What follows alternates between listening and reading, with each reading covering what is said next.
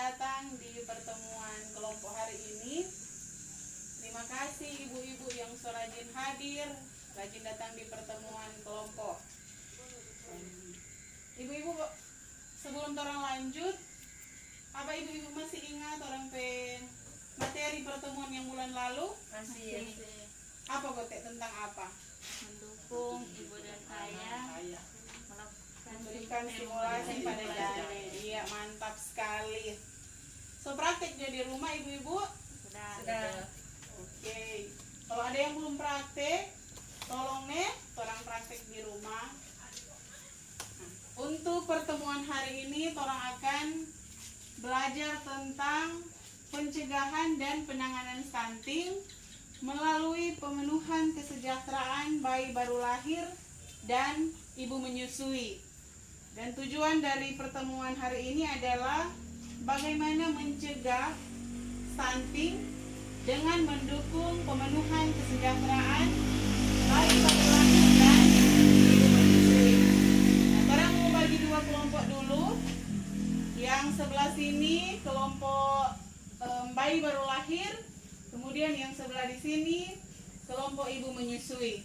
Jadi serang bagi dua kelompok, yang sebelah kelompok bayi baru lahir, yang sebelah sini kelompok ibu menyusui. Nah, ibu-ibu diskusikan. Jadi sekarang ibu-ibu diskusikan apa-apa yang menjadi kebutuhan fisik dari bayi baru lahir dan kebutuhan mental bayi baru lahir, kemudian kebutuhan fisik dan kebutuhan mental dari ibu menyusui. Kemudian siapa yang memberikan. Jadi ada tabel ini. Nanti di tabel ini ibu-ibu isi di sini hasil diskusi dari ibu-ibu. Ini kelompok bayi baru lahir, ini kelompok ibu menyusui. Jadi silahkan ibu-ibu diskusikan. Bisa dimengerti tak ibu-ibu? Apa itu kebutuhan fisik, apa itu kebutuhan mental, kemudian siapa yang memberikan. Silakan ibu-ibu diskusikan.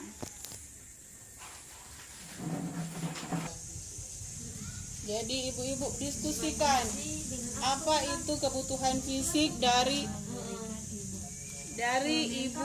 bayi baru lahir.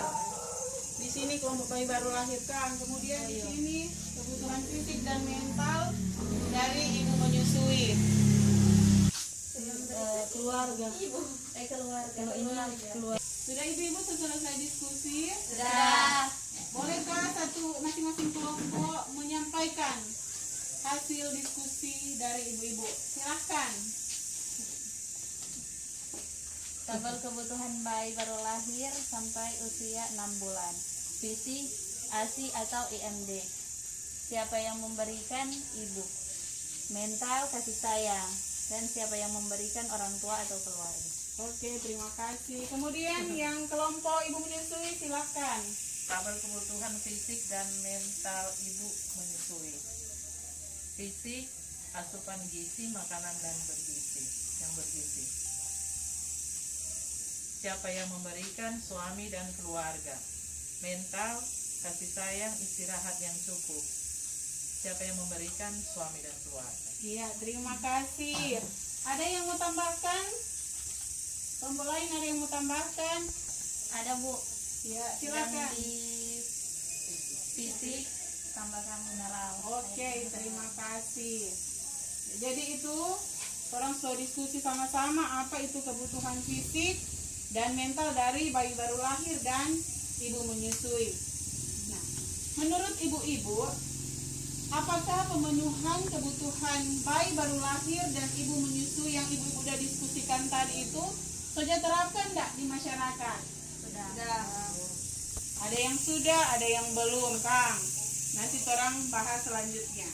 Nah, kesimpulan, kesejahteraan bayi baru lahir yang harus dipenuhi oleh orang tua adalah inisiasi menyusui dini dan pemberian ASI eksklusif. Itu merupakan kebutuhan fisik seperti yang sudah disampaikan tadi. Dan kasih sayang yang merupakan kebutuhan mental. Dengan memastikan kebutuhan fisik dan mental ibu menyusui terpenuhi oleh keluarga, itu dapat mengoptimalkan tumbuh kembang bayi sehingga bebas dari stunting. Nah, sekarang orang lanjut diskusi. Tadi ibu-ibu sudah diskusi itu apa itu kebutuhan fisik, apa itu kebutuhan mental. Kemudian sekarang orang diskusikan apa yang menjadi hambatan dan solusi dari pemenuhan kebutuhan fisik dan mental yang ibu-ibu sudah diskusikan tadi. Jadi silakan ibu-ibu diskusikan apa itu hambatan dan apa itu solusi. Silakan sampaikan hasil diskusi. Silakan. Kebutuhan fisik, ASI tidak keluar. Solusi, makan makanan bergizi, menyusui. Kebutuhan mental, kesibukan. Solusi, mengatur waktu dengan baik. Ya, terima kasih. Selanjutnya kelompok ibu menyusui. Kebutuhan fisik, DP hambatan, kurangnya dana. DP solusi, pergunakan bantuan sosial. Kebutuhan mental, DP hambatan karena kesibukan kurang memberikan kasih sayang. DP solusi, mengatur waktu dengan baik. Ya, terima kasih. Jadi itu DP hambatan dan solusi. Solusi juga bisa berasal dari berbagai layanan yang tersedia. Nah, kebutuhan fisik dan mental bagi bayi baru lahir dan ibu menyusui dapat terpenuhi dengan memanfaatkan layanan yang tersedia di masyarakat. Misalnya posyandu, puskesmas, PAUD, atau program bantuan sosial bagi KPM berupa program sembako, kegiatan P2K2, pertemuan-pertemuan yang diselenggarakan untuk mendukung kapasitas keluarga. Nah, ibu-ibu, kira-kira jenis dan manfaat kebiasaan tradisi jika menyambut ibu dan bayi baru lahir itu apa-apa? Apa-apa kira-kira tuh tradisi-tradisi jika menyambut bayi baru lahir dan ibu menyusui dan bayi baru lahir? Minum jamu, makan kacang supaya apa? Supaya ASI banyak. Nah, baru apa lagi? minum turi. Ya, itu semua kan tradisi-tradisi dalam menyambut ibu menyusui dan bayi baru lahir.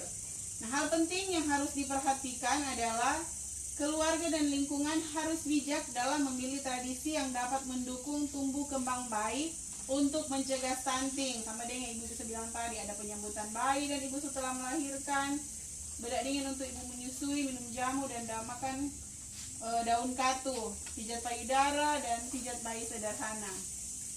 Bentuk dukungan yang bisa diberikan keluarga dan lingkungan secara material itu adalah makanan bergizi, peralatan dan perlengkapan bagi bayi baru lahir dan ibu menyusui, dan non material, kasih sayang dan info perawatan untuk ibu menyusui. Ibu-ibu, apa yang baru pelajari di materi hari ini, semoga ibu-ibu boleh praktekkan di rumah. Boleh orang bagikan ke orang ke keluarga, orang ke saudara-saudara, atau orang ke tetangga-tetangga di rumah, supaya ada manfaat orang hadir-hadir di pertemuan sama dek ini. Nah, kemudian ibu-ibu kan ada semua tuh tabel janji diri. Sudah. Nah, ibu-ibu tulis di tabel janji diri rencana apa yang akan ibu-ibu lakukan di rumah terkait pemenuhan kesejahteraan bayi baru lahir dan ibu menyusui. Kemudian itu apa yang ibu-ibu tulis, ibu-ibu praktekkan di rumah. Nah, ibu-ibu jangan lupa nih, itu bantuan yang ibu-ibu sudah terima, pergunakan baik-baik supaya boleh memenuhi orang kebutuhan gizi di dalam rumah. Kalau ada yang masih suka mau cari tahu soal materi ini, boleh menghubungi kita atau menghubungi pendamping. Demikian untuk pertemuan di hari ini, untuk pertemuan kelompok bulan ini. Terima kasih atas kehadiran dari ibu-ibu, dan sampai orang berjumpa lagi di pertemuan bulan depan. Terima kasih.